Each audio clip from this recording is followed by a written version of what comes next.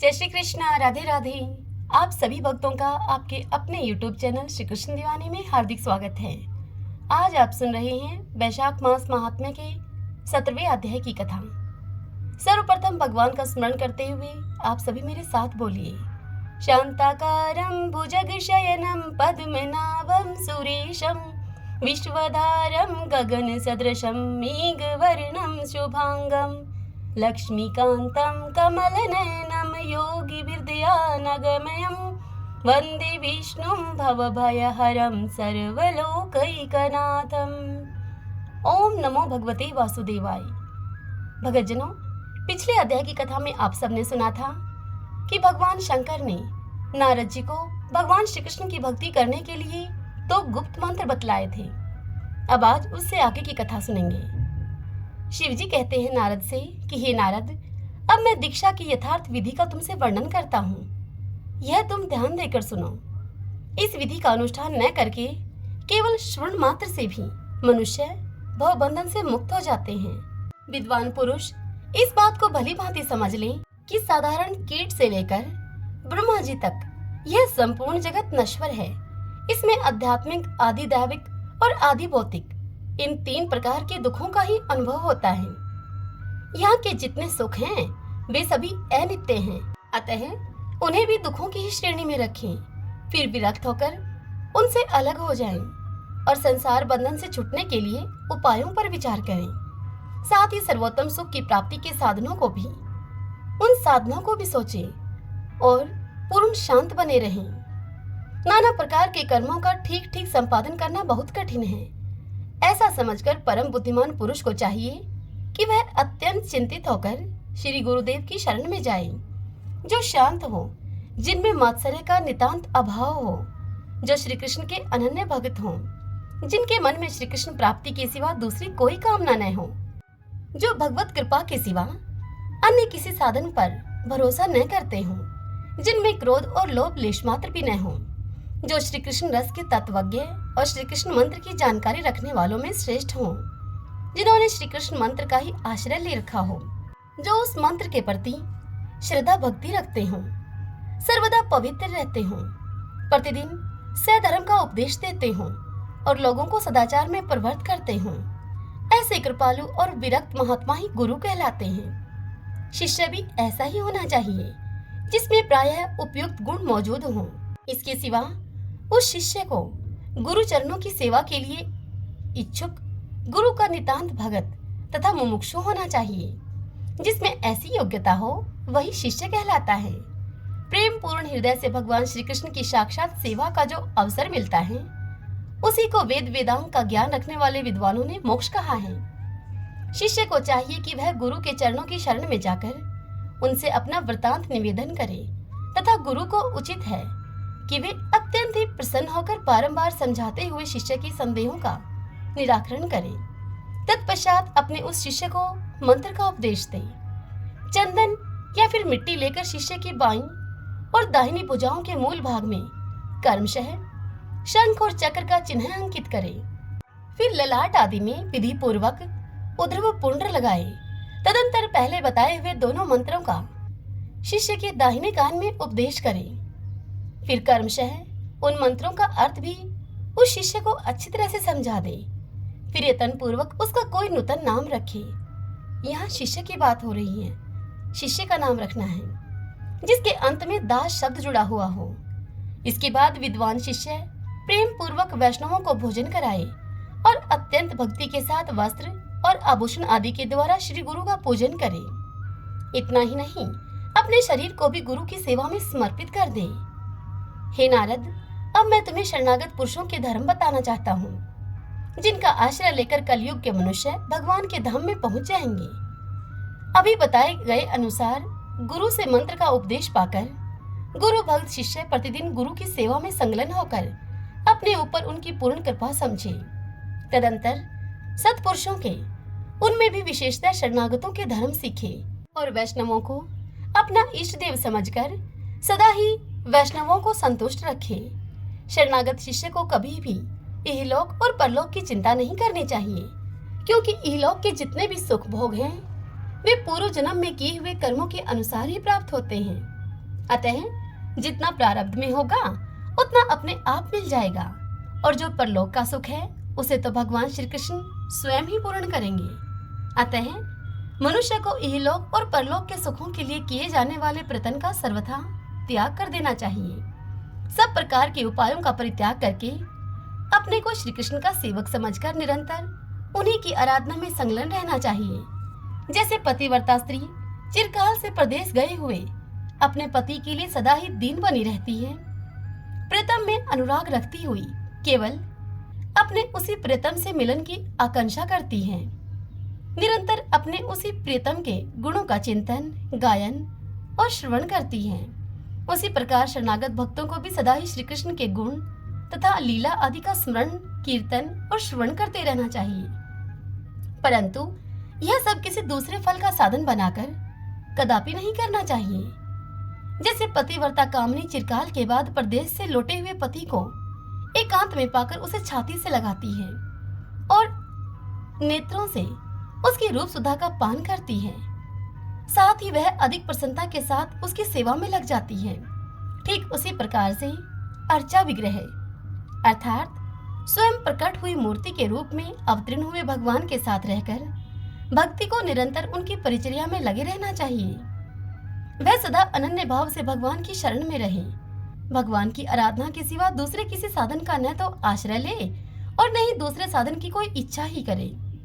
भगवान के सिवा अन्य किसी वस्तु से प्रयोजन न रखे, कभी किसी की निंदा न करे, न तो दूसरे का जूठा खाए और न ही दूसरे का प्रसाद ही ग्रहण करे।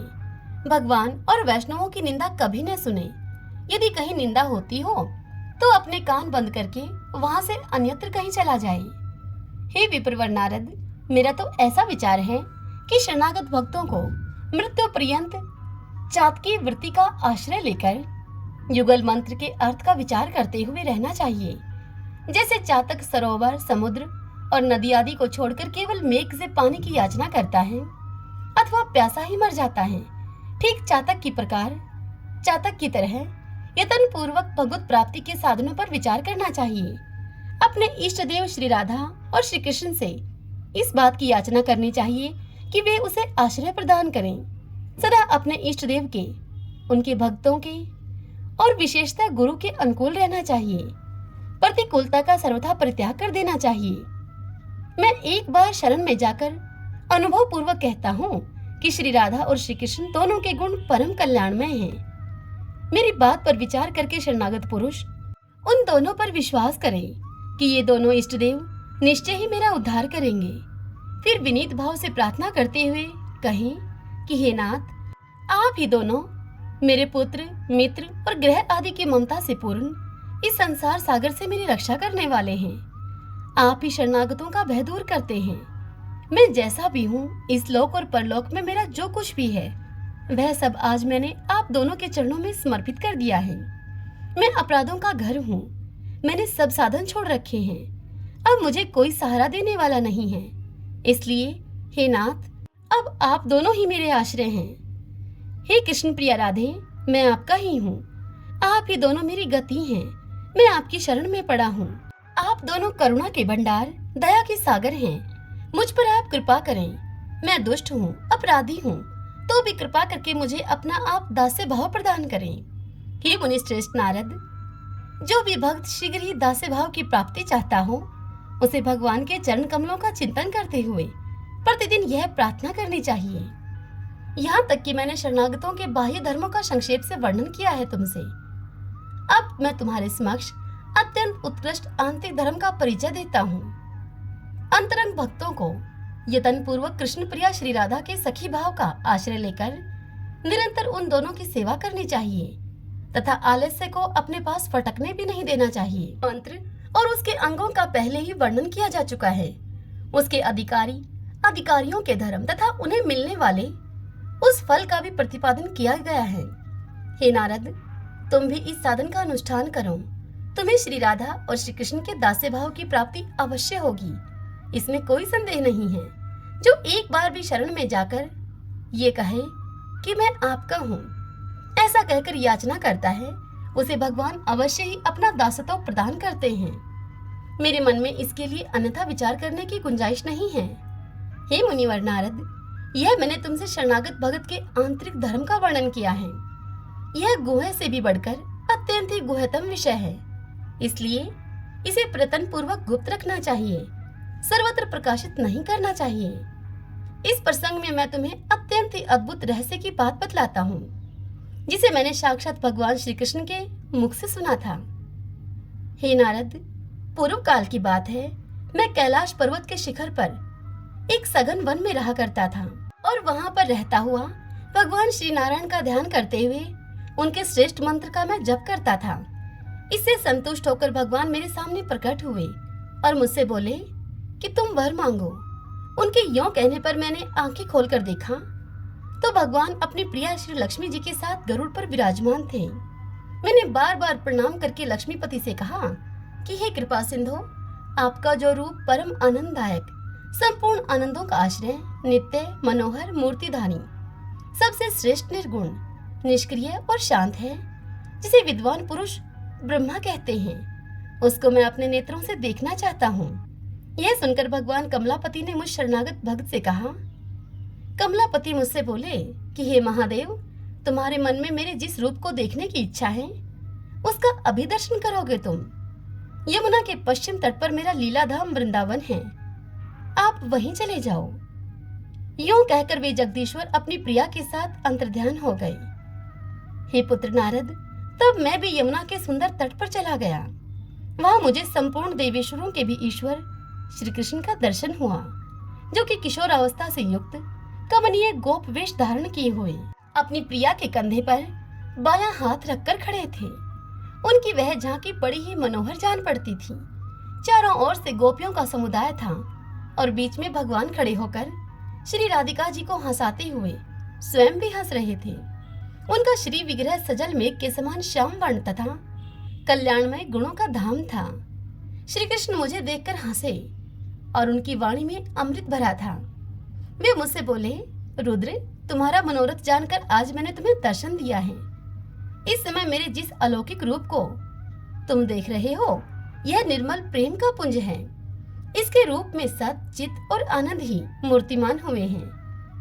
उपनिषदों के समूह मेरे इसी रूप को निराकार, निर्गुण, व्यापक, निष्क्रिय और परात्पर बतलाते हैं। मेरे दिव्य गुणों का अंत नहीं है और उन गुणों को कोई सिद्ध नहीं कर सकता। इसलिए वेदांत शास्त्र मुझ ईश्वर को निर्गुण बतलाता है।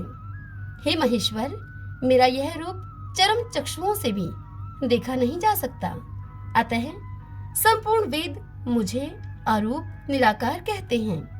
मैं अपने चैतन्य अंश से सर्वत्र व्यापक हूँ। इससे विद्वान लोग मुझे ब्रह्मा के नाम से पुकारते हैं। मैं इस प्रपंच का कर्ता नहीं हूँ, इसलिए शास्त्र मुझे निष्क्रिय बताते हैं। शिव, मेरे अंश ही मायामय गुणों के द्वारा सृष्टि आदि कार्य करते हैं। मैं स्वयं कुछ भी नहीं करता हूँ। महादेव, मैं तो इन गोपियों के प्रेम में विवल होकर न तो दूसरी कोई क्रिया जानता हूँ और न मुझे अपने आप का ही भान रहता है। ये मेरी प्रिया श्री राधिका हैं, इन्हें परादेवता समझो तुम। मैं इनके प्रेम के वशीभूत होकर सदा इन्हीं के साथ विचरण किया करता हूँ। इनके पीछे और अगल बगल में जो लाखों सखियां हैं इनकी, ये सब की सब नित्य हैं। जैसे मेरा विग्रह नित्य है, ठीक वैसे ही इनका भी विग्रह नित्य है। मेरे सखा, पिता, गोप, गोए और वृंदावन, ये सब नित्य है। इन सब का स्वरूप चिदानंद रसमय ही है। मेरे इस वृंदावन का नाम आनंद कंद समझो। इस वृंदावन में प्रवेश करने मात्र से ही मनुष्य को पुनः संसार में जन्म नहीं लेना पड़ता। मैं वृंदावन को छोड़कर कहीं नहीं जाता हूँ। अपनी इस प्रिया के साथ सदा इसी वृंदावन में यहीं पर निवास करता हूँ। रुद्र, तुम्हारे मन में जिस जिस बात को जानने की इच्छा थी वह सब मैंने तुम्हें बता दिया। बोलो, इस समय मुझसे तुम और क्या सुनना चाहते हो? भगवान शंकर नारद मुनि को इस कथा को सुनाते हुए आगे कहते हैं कि हे श्रेष्ठ मुनि नारद, तब मैंने भगवान से कहा कि प्रभु, आपके इस स्वरूप की प्राप्ति कैसे हो सकती है? इसका कोई मुझे उपाय बताइए।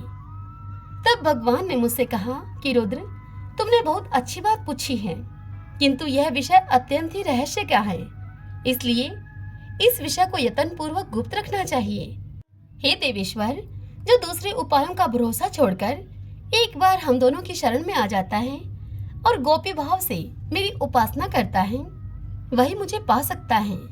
जो एक बार हम दोनों की शरण में आ जाता है अथवा अकेली मेरी इस प्रिया की ही अनन्य भाव से उपासना करता है, वह मुझे अवश्य प्राप्त होता है। जो एक बार भी शरण में आकर मैं आपका हूँ ऐसा कह देता है, वह साधन के बिना भी मुझे प्राप्त कर लेता है, इसमें संशय नहीं है। इसलिए सर्वथा प्रयत्न करके मेरी प्रिया की शरण ग्रहण करनी चाहिए। रुद्र, मेरी प्रिया का आश्रय लेकर तुम भी मुझे अपने वश में कर सकते हो। यह बड़े रहस्य की बात है जिसे मैंने तुम्हें बता दिया है। तुम्हें यत्न पूर्वक इसे छिपाए रखना चाहिए। अब तुम भी मेरी प्रियतमा श्री राधा की शरण ले लो और मेरे युगल मंत्र का जप करते हुए सदा मेरे इस धाम में निवास करो। हे विप्रवर नारद, मुझसे यह कहकर दया निधान भगवान श्री कृष्ण मेरे दाहिने कान में पूर्वोक्त युगल मंत्र का उपदेश देकर मेरे देखते ही देखते वहीं पर अपने गणों के सहित अंतर्ध्यान हो गए। तब से मैं भी यहाँ निरंतर ही वास करता हूँ। हे नारद, इस प्रकार मैंने तुम्हारे पूछे हुए विषय का सांगोपांग तुमसे वर्णन कर दिया है। सूत जी इस कथा को सुनाते हुए मुनियों से कहते हैं कि हे शौनक जी, पूर्व काल में भगवान शंकर ने साक्षात श्री कृष्ण के मुख से इस रहस्य का ज्ञान प्राप्त किया है। उन्होंने नारद जी से कहा और नारद जी ने मुझे इसका उपदेश दिया था। वही ज्ञान आज मैंने यहाँ आपको सुनाया है। आपको भी उचित है कि इस परम अद्भुत रहस्य को सदा ही गोपनीय रखें, इसे हर एक के सामने प्रकट न करें। सूत जी की इस बात को सुनकर शौनक जी ने कहा कि गुरुदेव, आपकी कृपा से आज मैं कृत्य हो गया, क्योंकि आपने मेरे सामने यह रहस्यों का भी रहस्य प्रकाशित किया है। यह सुनकर सूत जी कहते हैं कि हे ब्राह्मण, आप भी अहर्निश युगल मंत्र का जप करते हुए इन धर्मों का पालन कीजिए। थोड़े ही दिनों में आपको भगवान के दास्य भाव की प्राप्ति हो जाएगी। मैं भी यमुना के तट पर भगवान गोपीनाथ के नित्य धाम वृंदावन में जा रहा हूँ। महादेव जी के मुख से निकला हुआ यह उत्तम चरित्र परम पवित्र है। इसमें महान अनुभव भरा हुआ है। जो मनुष्य भक्ति पूर्वक इसका श्रवण करते हैं वे अवश्य ही भगवान के परम पद को प्राप्त होते हैं। यह स्वर्ग तथा मोक्ष की प्राप्ति का भी कारण और समस्त पापों का नाशक है।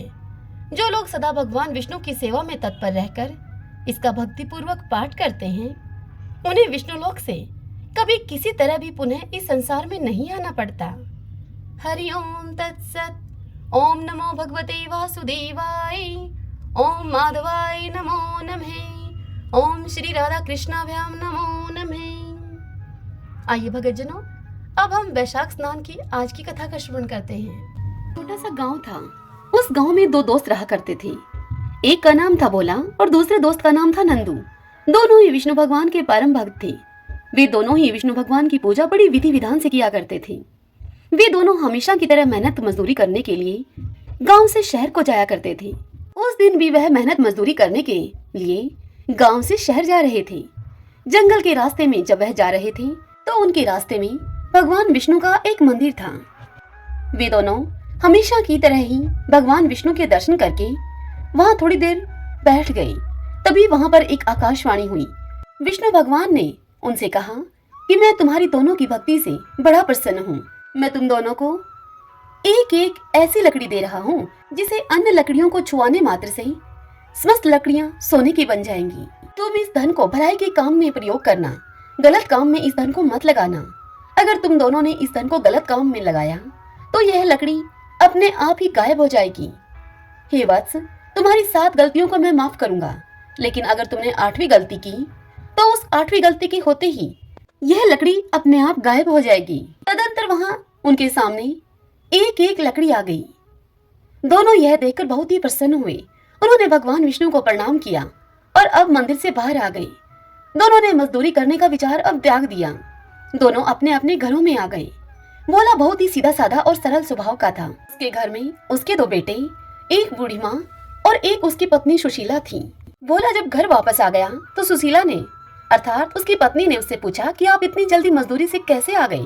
तब भोला ने अपनी पत्नी और अपनी माँ को सारी बात बताई और यह भी बताया कि यदि हम इस लकड़ी का गलत उपयोग करेंगे, इस लकड़ी से प्राप्त धन को यदि हम किसी गलत कार्य में लगाएंगे तो यह लकड़ी स्वतः ही गायब हो जाएगी। तदनंतर भोला ने उस लकड़ी से एक अन्य लकड़ी को छुआ तो वह लकड़ी सोने की बन गई। अब भोला ने उस लकड़ी के पैसों से भलाई का काम किया। उसने स्कूल खुलवाए, बाग बगीचे बनवाए, अनाथ आश्रम खुलवाए, गरीबों में दान किया, गरीबों को खाना खिलाया। भोला ने उन समस्त पैसों को गलत काम में नहीं लगाया। भोला की पत्नी ने कई बार उससे कहा कि हम घर बनवा लेते हैं, हमारा घर टूटा फूटा है, जेवर बनवा लेते हैं, लेकिन भोला ने उसकी एक न मानी और उसे साफ मना कर दिया। भोला का नाम दान दाताओं में अब सबसे ऊपर आने लगा। उधर दूसरी तरफ नंदू, जो कि भोला का दोस्त था और उसे विष्णु भगवान ने प्रसन्न होकर वह दूसरी लकड़ी दी थी, उस लकड़ी से प्राप्त होने वाले धन को नंदू ने गलत उपयोग किया। नंदू के मन में लालच आ गया। उसने अपना घर बनवाया, जेवर बनवाए, लेकिन कोई अच्छा काम नहीं किया और वह शराब पीने लगा। इस तरह से नंदू ने 7 गलतियां कर दी। जब नंदू ने 8वीं गलती की तो वह लकड़ी अपने आप गायब हो गई। नंदू ने उस लकड़ी को खूब ढूंढा, लेकिन उसे वह लकड़ी कहीं दिखाई न दी। उसने उस लकड़ी को ढूंढने के लिए घर का एक एक कोना छान दिया, लेकिन फिर भी उसे भगवान विष्णु की दी हुई वह लकड़ी कहीं न मिली। अब वह नंदू अपने दोस्त भोला के घर गया। उसने देखा कि भोला उसी कच्चे मकान में रहता है। तब नंदू ने भोला से कहा कि प्यारे दोस्त, मैं अपनी भगवान की लकड़ी को कहीं रखकर भूल गया हूँ, तुम एक दिन के लिए यह तुम्हारी लकड़ी मुझे दे दो। भोला तो बड़ा ही सीधा साधा और सरल स्वभाव का था। उसने नंदू की बात पे यकीन कर लिया और उसने अपनी लकड़ी नंदू को दे दी। नंदू उस जादुई लकड़ी को पाकर बड़ा खुश हुआ और उसने अपने घर पर आकर झट से उस लकड़ी से अन्य लकड़ी को छुआ और छूते ही वह अन्य लकड़ी कोयला बन गई। नंदू ने कई बार ऐसे किया, लेकिन हर बार लकड़ी कोयला बन जाती। नंदू को अब गुस्सा आया। वह भोला के घर गया और लगा उस पर गुस्सा करने कि तुमने लकड़ी बदल दी है। तब भोला ने अपनी उस लकड़ी से अन्य लकड़ियों को छुआ तो जैसे ही छुआ समस्त लकड़ियां सोने की बन गई। नंदू अब पछताने लगा। उसे भोला से अब जलन होने लगी। अब नंदू ने जलन के मारे उस नगर के राजा से भोला की शिकायत कर दी और राज दरबार में जाकर राजा से कहा कि महाराज, इस गांव में मेरा एक दोस्त है जिसका नाम है भोला। उसके पास एक ऐसी लकड़ी है जो दूसरी लकड़ियों को छूते ही उन्हें सोने की बना देती है। महाराज, वह लकड़ी तो आपके राजमहल में होनी चाहिए। तब राजा ने सारी बात सुनकर उसकी अपने सिपाहियों को भेजकर वह लकड़ी दरबार में मंगवा ली और भोला को भी दरबार में बुलाया और फिर राजा ने भोला से सारी बात पूछी। भोला ने सारी बात राजा को बताई। तब राजा ने कहा भोला से कि यह लकड़ी आज के बाद राजमहल में रहेगी। भोला चुप रहा, वह कुछ नहीं बोला। भोला ने राजा से कहा कि जो हुक्म महाराज, जैसा आप चाहते हैं वैसा ही होगा। अब भोला लकड़ी राजा को सौंपकर अपने घर वापस आ गया। अब उधर महल में राजा और राजा के मंत्रियों ने उस लकड़ी से दूसरी लकड़ियों को छुआया तो दूसरी लकड़ियां कोयला बन गईं। राजा भी विष्णु भगवान का परम भक्त था। उस रात्रि में भगवान विष्णु ने राजा के स्वप्न में आकर राजा से कहा कि हे राजन, भोला मेरा परम भक्त है। वह हर गुरुवार को मेरा व्रत करता है। उसके वैशाख मास के स्नान से प्रसन्न होकर उसको मैंने यह लकड़ी उपहार स्वरूप भेंट दी थी। तुम यह लकड़ी भोला को वापस कर दो, नहीं तो मैं तुम्हारे राज्य को नष्ट कर दूंगा। राजा ने अपने स्वप्न की यह बात सुबह उठकर अपनी रानी और मंत्रियों को बताई। राजा की रानी बड़ी समझदार थी। उन्होंने राजा से कहा कि महाराज, यह लकड़ी उस भोला को भगवान विष्णु के कारण प्राप्त हुई है। उस भोला के सत्कर्मों से उसे भगवान विष्णु ने प्रसन्न होकर यह लकड़ी दी है। अतः आप यह लकड़ी भोला को वापस दे दीजिए। तब राजा ने बहुत सोच विचार करके अपने सिपाहियों को यह आदेश दिया कि पालकी लेकर जाओ और भोला तथा भोला के परिवार के सभी लोगों को तुम महल में लेकर आओ। तब भोला और भोले का परिवार पूरी ठाट-बाट से महल में आए। तब राजा ने भोला की वह लकड़ी भोला को वापस कर दी। भोला को खूब सारा धन देकर उसे पूरा मान सम्मान दिया गया और उसके दोस्त को कठोर सजा सुनाई राजा ने। जो भी मनुष्य वैशाख मास में प्रातः उठकर स्नान करता है, वैशाख के व्रत और धर्मों का पालन करता है, उस पर भगवान विष्णु प्रसन्न होते हैं। उस मनुष्य की सभी मनोकामनाएं भगवान विष्णु की कृपा से पूर्ण होती हैं। सभी बोलिए विष्णु भगवान की जय। तो आइए भगवान के इन नामों को 5 बार बोलते हुए संकीर्तन करते हैं। श्री कृष्ण गोविंद हरि मुरारी, हे नाथ नारायण वासुदेव। श्री कृष्ण गोविंद हरि मुरारी, हे नाते नारायण वासुदेव, श्री कृष्ण गोविंद हरि मुरारी। हे नाते नारायण वासुदेव, श्री कृष्ण गोविंद हरि मुरारी। हे नाते नारायण वासुदेव, श्री कृष्ण गोविंद हरे मुरारी। हे नाते नारायण वासुदेव। सभी बोलिए विष्णु भगवान की जय। श्री राधा कृष्णाभ्याम नमो नमः।